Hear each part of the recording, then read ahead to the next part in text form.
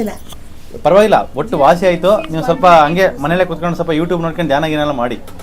ಒಟ್ಟು ಯೂಟ್ಯೂಬಲ್ಲಿ ನೋಡ್ಕೊಂಡು ಬೆಳಗ್ಗೆ ಊಟ ಸರಿಯಾಗಿ ಮಾಡಲ್ಲ, ಬರೀ ಗಂಜಿನಲ್ಲೇ ಇರ್ತಾಳೆ. ಅದು ರಾಗಿ ಗಂಜಿ 5ರಿಂದ 6 ಗಂಟೆವರೆಗೂ ಮಾಡ್ತೀನಿ ಧ್ಯಾನ.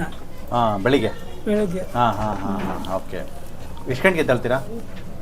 ನಂದು 3 ಗಂಟೆಗೆ ಸಾಕು. 3 ಗಂಟೆಗೆ ಎದ್ಬಿಟ್ಟು 6 ಗಂಟೆವರೆಗೂ ಧ್ಯಾನ ಮಾಡ್ತೀರಾ? ಅಯ್ಯೋ ಅದಲ್ಲ, ಅಷ್ಟು ಬೇಗ ಎದ್ಬಿಟ್ರೆ ಇವ್ರು ಬೈತಾರೆ ನನ್ನ. ಮತ್ತೆ ನನ್ಗೆ ನಿದ್ದೆ ಬರಲ್ಲ ನಿನ್ನಿಂದ. ಎಷ್ಟು ಗಂಟೆಗೆ ಎದ್ದೇಳ್ತೀರಾ? 3 ಗಂಟೆಗೆ ಎದ್ದೇಳ್ತೀರಾ? ಧ್ಯಾನ ಮಾಡೋದು ಎಷ್ಟು ಗಂಟೆಯಿಂದ ಎಷ್ಟು ಗಂಟೆ? ಎದ್ದು ಕೂತು ಧ್ಯಾನ ಮಾಡೋದು ಎಷ್ಟು ಗಂಟೆಯಿಂದ ಎಷ್ಟು ಗಂಟೆ? 5ರಿಂದ 6. ಓಕೆ. ಒಂದೊಂದ್ಸಲ 4:15 ಶುರು ಮಾಡ್ತಾರೆ. ಪರವಾಗಿಲ್ಲ, ಬ್ರಾಹ್ಮಿ ಮುಹೂರ್ತದಲ್ಲಿ ಮಾಡಿ, ಚೆನ್ನಾಗಿರುತ್ತೆ. ಹೌದು. ಆಮೇಲೆ ಊಟ ನೀವೇನು ಮಾಡಿ ಗೊತ್ತಾ, ಸ್ವಲ್ಪ ಪ್ರೋಟೀನ್ ಬೇಕು ನಿಮ್ಮ ಬಾಡಿಗೆ. ಬಾದಾಮಿ ತಿನ್ನಿ, ವಾಲ್ನಟ್ ತಿನ್ನಿ, ಸ್ವಲ್ಪ ತೆಂಗಿನಕಾಯಿ ತಿನ್ನಿ. ತೆಂಗಿನಕಾಯಿ ಹಾಲು ಮಾಡ್ಕೊಂಡು ಕುಡಿರಿ. ಹಾಗೆ ಮಾಡ. ತೆಂಗಿನಕಾಯಿ ಹಾಲು ಮಾಡ್ಕೊಂಡ್ಬಿಟ್ಟು ಒಂದು ಗ್ಲಾಸ್ ಕುಡಿರಿ. ಸಾರಿ ಕುಡಿ.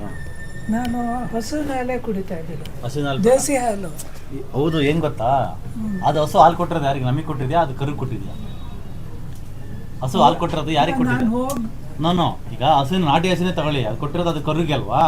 ಅದನ್ನ ಆ ಹಾಲನ್ನ ಡೈಜೆಷನ್ ಮಾಡ್ಕೊಳ್ಳೋ ಕೆಪಾಸಿಟಿ ಇರೋದು ಕರುಗೆ ಮಾತ್ರ ಇದೆ, ನಮಗಿಲ್ಲ. ನಮಗೆ ಡೈಜೆಷನ್ ಮಾಡೋ ಕೆಪಾಸಿಟಿ ಇರೋದು ನಮ್ಮ ತಾಯಿ ಹಾಲು. ಅದು ಎಲ್ಲಿವರೆಗೂ 2 ವರ್ಷ 3 ವರ್ಷ ವಯಸ್ಸಿರೋವರೆಗೂ. ಅದಾದ್ಮೇಲೆ ಡೈಜೆಷನ್ ಮಾಡ್ತಕ್ಕಂಥ ಎಂಜೈಮ್ಸ್ ಎಲ್ಲ ಹೋಗ್ಬಿಡುತ್ತೆ. ಅದನ್ನ ನಾವು ಇವಾಗ ಹಾಲು ತಗೊಂಡ್ರೆ ಇದರ ಹಸಿಂದ ಆಗ್ಬೋದು, ಎಮ್ಮೆ ಯಾವ್ದು ತಗೊಂಡ್ರು ಕೂಡ ಅದು ಡೈಜೆಷನ್ ಆಗಲ್ಲ. ಅದು ಇನ್ಫ್ಲಮೇಷನ್ ಮಾಡುತ್ತೆ.